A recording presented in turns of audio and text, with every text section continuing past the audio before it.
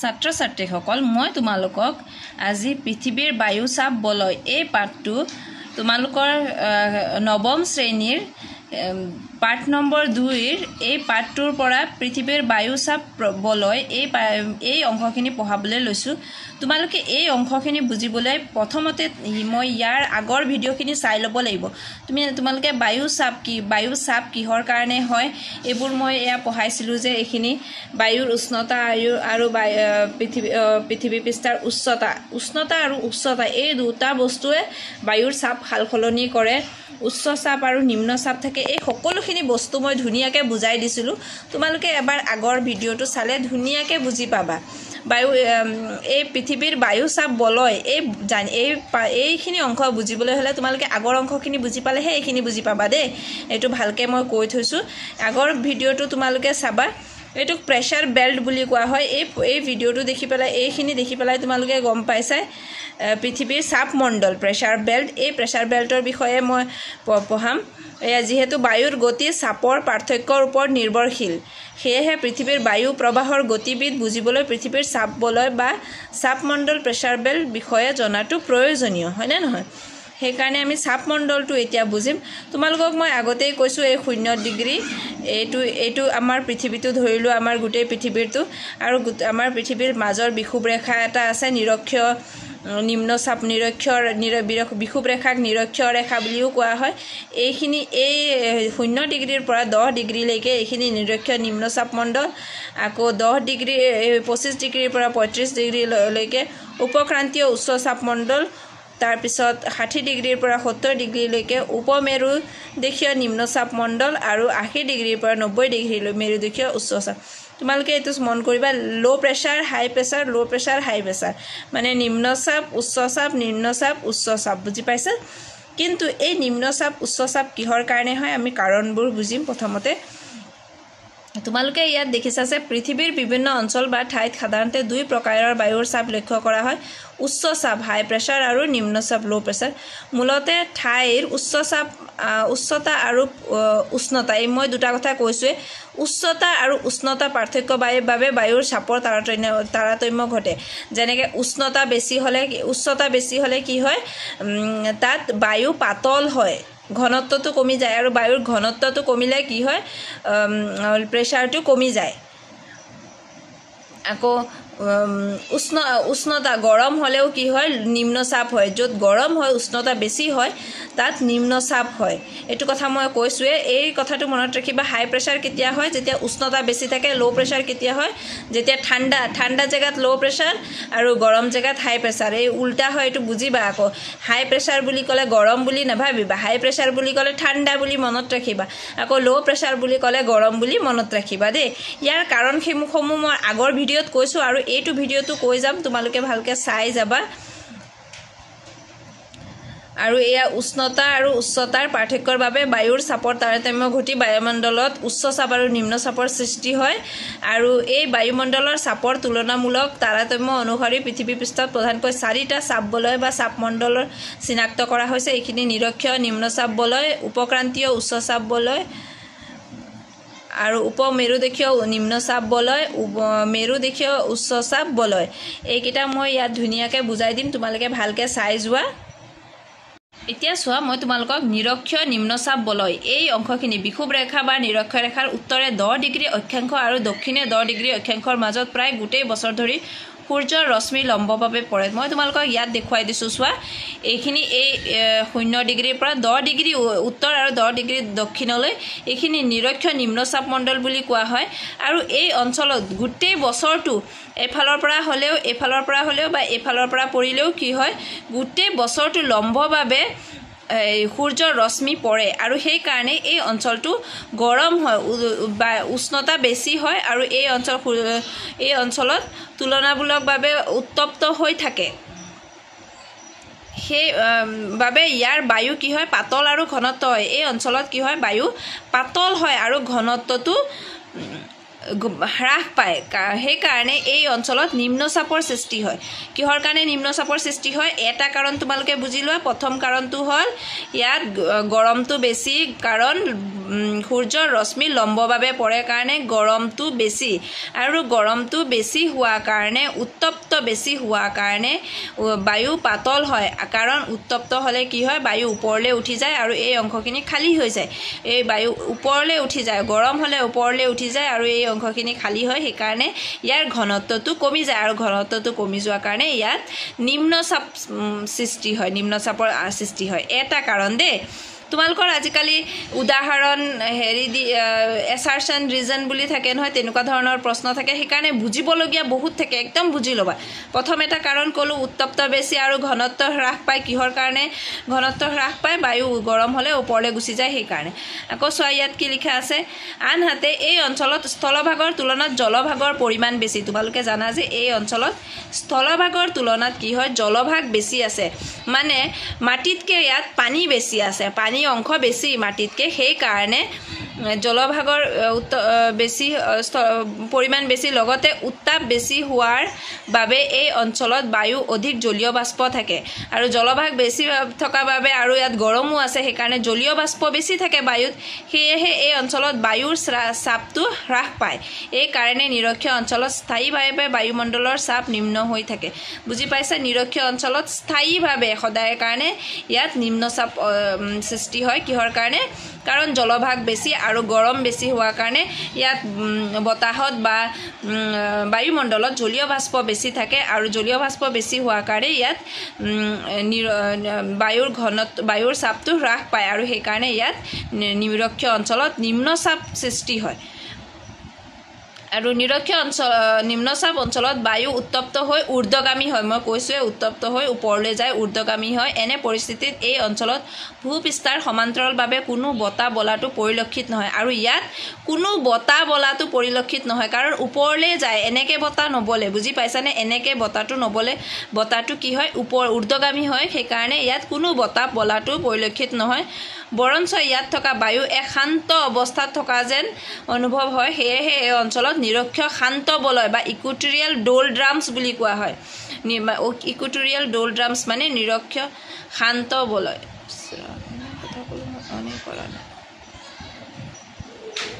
নিৰক্ষীয় শান্ত বলয় বা ইকুৱেটৰিয়েল ডোলড্ৰামছ বুলি কোৱা হয় এইখিনি বুজি পাইছা চাগে কিবা বুজি পোৱা নাই যদি মোক লগে লগে ক'বা মই আকৌ ধুনীয়াকৈ বুজাই দিম অকলে এইখিনিকে বুজাব লাগিলেও বুজাই দিম বুজি পাইছানে হয় প্ৰথমতে ইয়াত কি পালোঁ আমি এই অঞ্চলটো উত্তপ্ত হয় আৰু উত্তপ্ত হোৱাৰ কাৰণে বায়ু পাতল হৈ যায় কাৰণ বায়ু ঊৰ্ধ্বগামী হয় ওপৰলৈ উঠি যায় আৰু ইয়াত স্থলভাগতকৈ জলভাগ বেছি থকাৰ কাৰণে আৰু গৰম থকাৰ কাৰণে ইয়াত জলীয় বাষ্প বেছি থাকে সেইকাৰণে বায়ুৰ চাপটো নিম্ন হৈ যায় আৰু এই অঞ্চলত সেইকাৰণে স্থায়ীভাৱে নিম্নচাপ হৈ থাকে বুজি পাইছা এইখিনি বুজি পাইছা চাগে তাৰপিছত এতিয়া চোৱা উপক্ৰান্তীয় উচ্চচাপ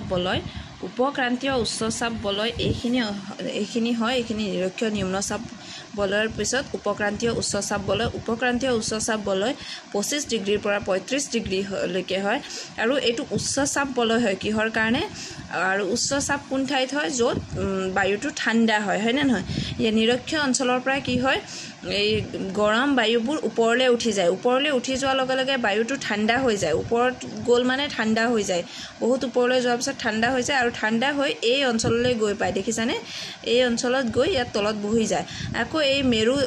মেৰুদেশীয় উচ্চচাপ এই মেৰুদেশীয় অঞ্চলৰ পৰাও ঠাণ্ডা বায়ু তললৈ এনেকৈ বায়ুবোৰ তললৈ নামি আহে আৰু তেতিয়া আকৌ এই মেৰুদেশীয় ঠাণ্ডা বায়ুবোৰ ইয়াত আহি বহি যায় সেইকাৰণে এই অঞ্চলত কি হয় উচ্চচাপ হয় ইয়াত বায়ুটো গৰম হয় সেইকাৰণে নিম্নচাপ হয় ইয়াত বায়ুটো ঠাণ্ডা হয় সেইকাৰণে ইয়াত কি হয় উচ্চচাপ হয় ইয়াত চোৱা কি লিখিছে নিৰক্ষীয় অঞ্চলৰ পৰা ঊৰ্ধ্বগামী হোৱা মানে ওপৰলৈ উঠি যোৱা আৰ্দ্ৰ আৰু পাতল বায়ু উত্তৰ আৰু দক্ষিণ ফালে অগ্ৰসৰ হয় এইটো চোৱা এইফালে যায় আৰু এইফালে যায় উত্তৰ আৰু দক্ষিণ ফালে অগ্ৰসৰ হয় আৰু ঊৰ্ধ্বগামী হোৱা এই বায়ু ৰাশি পিছত ক্ৰমে ঠাণ্ডা হ'বলৈ ধৰে আৰু ফলত বায়ু গধুৰ হয় পিছত এই ঊৰ্ধ্বগামী হ'বলৈ যোৱা বায়ুৰাশি কি হয় ঠাণ্ডা ওপৰত যোৱাৰ পিছত কি হয় ঠাণ্ডা হয় আৰু ফলত গধুৰ হৈ যায় এই 25 ডিগ্ৰীৰ পৰা 35 ডিগ্ৰী হয় এই উপক্ৰান্তীয় উচ্চ চাপ বলয় মই কৈছোৱে 25 ডিগ্ৰীৰ পৰা 35 ডিগ্ৰীলৈকে হয় আৰু এই বায়ুখিনি ওপৰত গুচি যায় আৰু ঠাণ্ডা হৈ যায় আৰু এই ঠাণ্ডা হোৱাৰ কাৰণে এই বায়ুটো গধুৰ হৈ যায় আৰু গধুৰ হ'লে উচ্চ চাপ হয় ঠাণ্ডা গধুৰ হয় আৰু তললৈ আহি অৱস্থান কৰে তদুপৰি এই দুই মেৰু অঞ্চলৰ পৰা শীতল আৰু গধুৰ বায়ু এই অঞ্চললৈ আহে কৈছোৱে দুই মেৰু অঞ্চলৰ পৰা এইফালৰ পৰা মেৰু অঞ্চলৰ পৰা শীতল বায়ু আহে ইয়াতেও মেৰু অঞ্চলৰ পৰা এনেকৈ শীতল বায়ু যায় আৰু ইয়াতে বহি যায় ইয়াতেও একে 25 ডিগ্ৰীৰ পৰা 35 ডিগ্ৰীলৈকে উপক্ৰান্তীয় উচ্চ চাপ মণ্ডল হয় আৰু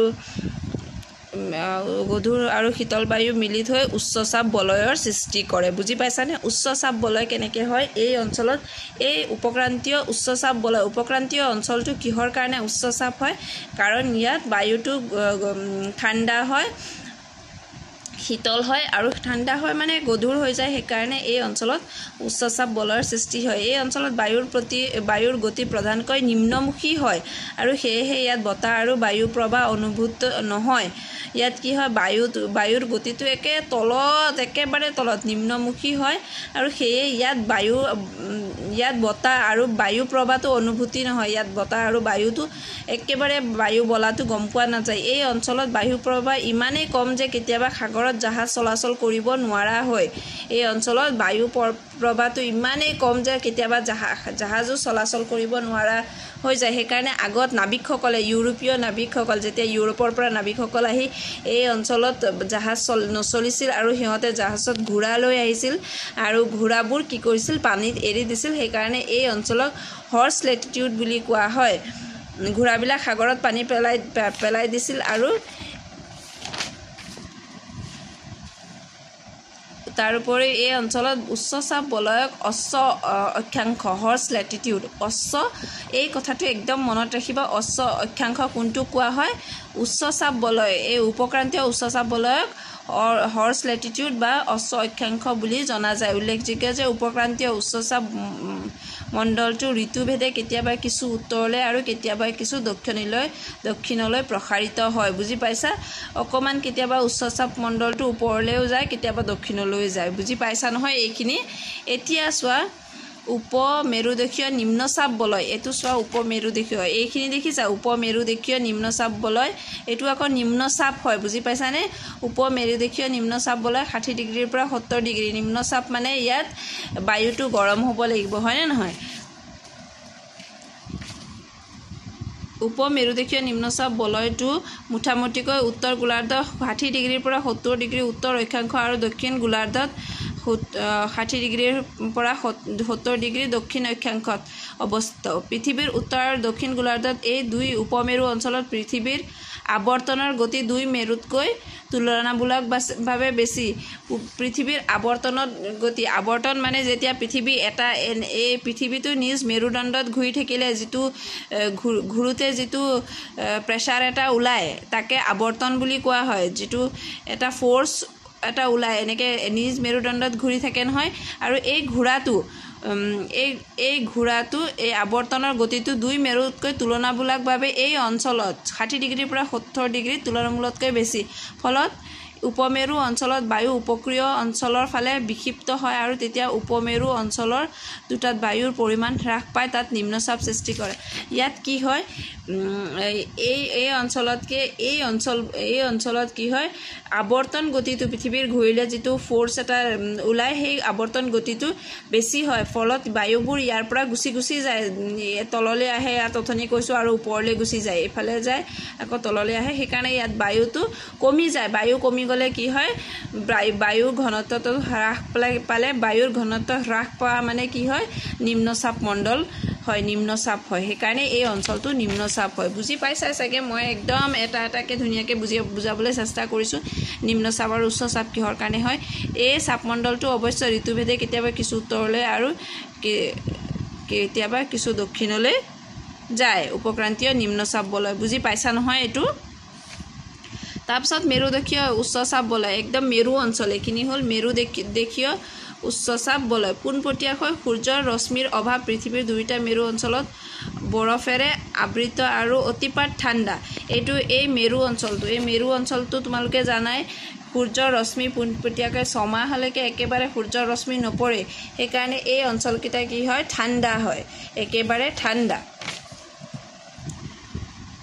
ইয়াত বায়ু অতিশয় শীতল ইয়াত শীতল বায়ু ঠাণ্ডা হ'লে তোমালোকে জানাই উচ্চচাপ হয় ঠাণ্ডা হ'লে অতিপাত ঠাণ্ডাৰ বাবে এই অঞ্চলৰ পানী বৰফত জমা হৈ থাকে সেয়েহে এই অঞ্চলত জলীয় বাষ্প প্ৰায় নায়েই জলীয় ফলত মেৰু অঞ্চল দুটা স্থায়ীভাৱে বায়ু উচ্চচাপ থাকে সেয়েহে এই অঞ্চলত মেৰুদেশীয় উচ্চচাপ বলয় মণ্ডল বোলা হয় বুজি পাইছা নহয় এইখিনি মেৰু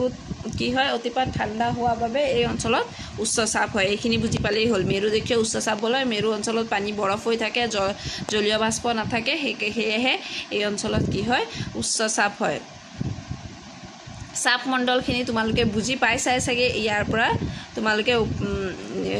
ইমান ধুনীয়াকৈ বুজাই দিছোঁ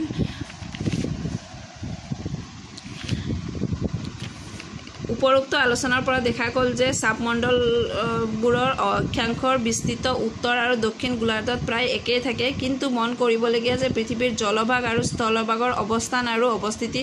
অনুসৰি এই চাপমণ্ডলবোৰত মাজত কিছু পাৰ্থক্য দেখা যায় উদাহৰণস্বৰূপে একে অক্ষাংশত অৱস্থিত হ'লেও জলভাগ আৰু স্থলভাগৰ মাজত থকা উত্তাপৰ তাৰতম্যৰ বাবে চাপৰো তাৰতম্য ঘটে এতিয়া চোৱা উত্তৰ আৰু দক্ষিণে একে যদিও কেতিয়াবা কি হয় সেই জলভাগ আৰু স্থলভাগ য'ত জলভাগ বেছি তেতিয়া জলভাগ বেছি থাকিলে জলীয় বাষ্প বেছি থাকিব তেনেকৈ এই দুটাৰ তাৰতম্য ঘটে আৰু তাৰ কাৰণে চাপৰো তাৰতম্য ঘটে এই ক্ষেত্ৰত একোটা চাপমণ্ডলৰ ভিতৰতে কিছুমান সৰু সৰু চাপকক্ষ প্ৰেছাৰ চেল সৃষ্টি হয় এটা চাপমণ্ডল যেনেকৈ উত্তৰ উপমেৰুদেশীয় উচ্চ চাপ বলয় তেনেকৈ এটা চাপমণ্ডলৰ মাজতে সৰু সৰু প্ৰেছাৰ চেল সৃষ্টি হয় যেতিয়া চাপৰ তাৰতম্য ঘটে উত্তাপৰ তাৰতম্য ঘটাৰ বাবে চাপৰো তাৰতম্য ঘটে তেতিয়া বছৰটো শীতকাল আৰু গ্ৰীষ্মকাল পৃথিৱীৰ জলভাগ আৰু স্থলভাগ ভেদে এনে বায়ুচাপ কক্ষবোৰৰ অৱস্থান পৰিৱৰ্তনো প্ৰতি লক্ষণীয় এইখিনি বুজি পাইছা এতিয়া বতাহ আৰু বায়ু প্ৰবাহৰ সংজ্ঞা এইখিনি বুজাই দিম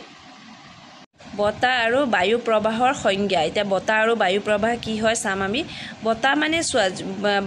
বায়ুৱে গতি কৰাকে বতাহ বুলি কয় বায়ুৱে গতি কৰিলে মানে মুভমেণ্ট হ'লে বায়ুটো স্থিৰভাৱে কেতিয়াও নাথাকে জানাই যদি মুভমেণ্ট হয় মানে গতি কৰে তাকে বতাহ বুলি কোৱা হয় বা বায়ু প্ৰবাহ বুলি কোৱা হয় উইণ্ড বুলি কোৱা হয় অৰ্থাৎ বায়ুৰ গতিশীল অৱস্থাই হ'ল বতাহ তোমালোকে জানাই সাধাৰণতে এই বায়ু প্ৰবাহ ভূপৃষ্ঠৰ সমান্তৰালভাৱে হয় ভূপৃষ্ঠৰ লগত মানে আমাৰ মাটিৰ পৰা ওপৰত তেনেকৈ ভূপৃষ্ঠৰ লগত সমান্তৰালকৈ বায়ু প্ৰবাহ হয় মূলতঃ বায়ুৰ গতি দুই প্ৰকাৰৰ অনুভূমিক বতাহ মানে হৰিজেণ্টেল মানে কি জানা তোমালোকে এনেকৈ বতাহ বলাটোক হৰিজেণ্টেল বুলি কোৱা হয় আৰু উলম্বিক মানে ওপৰত ভাৰ্টিকেল ওপৰত এনেকৈ বলাটোক উলম্বিক বতাহ বুলি কোৱা হয় বুজি পাইছা বতৰ বিজ্ঞানৰ মতে বায়ুৱে যেতিয়া ভূপৃষ্ঠৰ সমান্তৰালভাৱে গতি কৰে তেতিয়া তাকে বতাহ বা বায়ু প্ৰবাহ বোলে বায়ু প্ৰবাহ কেতিয়া বোলে যেতিয়া ভূপৃষ্ঠৰ সমান্তৰালভাৱে মাটিৰ লগত সমান্তৰালভাৱে বতাহ বলে তাকে বায়ু প্ৰবাহ বোলে বায়ুৰ এই গতি সদায় অনুভূমিক বায়ুৰ এই গতিটো যেতিয়া সমান্তৰালভাৱে এনেকৈ যেতিয়া গতি কৰে সেইটো অনুভূমিক বুলি কোৱা হয় আনহাতে বায়ু যেতিয়া ঊৰ্ধ্বগামী হয় ভাৰ্টিকেল হয় ওপৰলৈ উঠে তেতিয়া এটাক উলম্বিক বতাহ বা স্ৰোত মানে কাৰেণ্ট বোলা হয় কিন্তু জানিবলগীয়া যে যদিও বায়ু অনুভূমিক আৰু উলম্বিকভাৱে সঞ্চালিত হয় এতিয়া চোৱা তোমালোকৰ ইয়াত এইটো হেৰি দিয়া আছে উচ্চ চাপ নিম্ন চাপ ওপৰলৈ উচ্চ চাপ হ'লে এয়া নিম্ন ওপৰলৈ যায় উচ্চ চাপত এই বায়ু তলত আহে আৰু নিম্ন চাপত ওপৰলৈ যায় সেয়া দেখুৱাই দিছে তথাপিও অনুভূমিক বায়ু প্ৰবাহে বেছি গুৰুত্বপূৰ্ণ আমি অনুভূমিক যিটো এনেকৈ চলা বায়ু প্ৰবাহে বেছি গুৰুত্বপূৰ্ণ বুলি কৈছে কাৰণ বায়ুমণ্ডলত থকা বায়ুৰ অনুভূমিক প্ৰবাহৰ পৰিমাণ উলম্বিক প্ৰবাহৰ তুলনাত বহুগুণে বেছি অনুভূমিক বায়ুৰ পৰিমাণটো উলম্বিক প্ৰবাহৰ তুলনাত বহুগুণে বেছি। অৱশ্য আটাইতকৈ গুৰুত্বপূৰ্ণ কথা এই যে এখন ঠাইৰ বতৰ আৰু জলবায়ু সেই ঠাইখনৰ প্ৰবাহিত বতাহৰ বৈশিষ্ট্যৰ ওপৰত, এই ঠাইখন গৰম হ'বনে ঠাণ্ডা হ'বনে, জলবায়ু আৰু বতৰ কাৰ ওপৰত নিৰ্ভৰ কৰে, বতাহৰ বৈশিষ্ট্যৰ ওপৰতহে নিৰ্ভৰ কৰে। দৰাচলতে বায়ু প্ৰবাহ, বায়ু চলাচলটো বায়ুমণ্ডলত সংঘটিত বহু ক্ৰিয়াকলাপৰ এটি অতি প্ৰয়োজনীয় মাধ্যম, যি অহৰহ উত্তাপ, আৰ্দ্ৰতা আৰু বায়ুমণ্ডলৰ অন্যান্য বহু ভৌতিক গুণাগুণ এখন ঠাইৰ পৰা আন এখন ঠাইলৈ কঢ়িয়াই নিয়াত সহায় কৰে। বতাহে বহুত বস্তু কঢ়িয়াই নিয়ে, হয়নে নহয়? গৰম কঢ়িয়াই নিয়ে, উত্তাপ, আৰ্দ্ৰতা আৰু বায়ুমণ্ডলৰ অন্যান্য বহু ভৌতিক গুণাগুণ। আৰু সেয়ে বহুত অৰ্থত ইয়াক বায়ু প্ৰবাহৰ তন্ত্ৰ, উইণ্ড ছিষ্টেম বুলি কোৱা হয়। বতাহক উইণ্ড ছিষ্টেম বুলি কোৱা হয়। এইখিনি বুজি পাইছা? তাৰপিছত বতাহৰ উৎপত্তি আৰু গতিৰ কাৰণসমূহ, এইখিনি বহুত সৰু সৰু একদম বুজিবলগীয়া বস্তু। তোমালোকে এনেই পঢ়িলে বুজি নাপাবা, আৰু কিবা বুজি নাপালে মোক সুধিবা, মই কৈ দিম।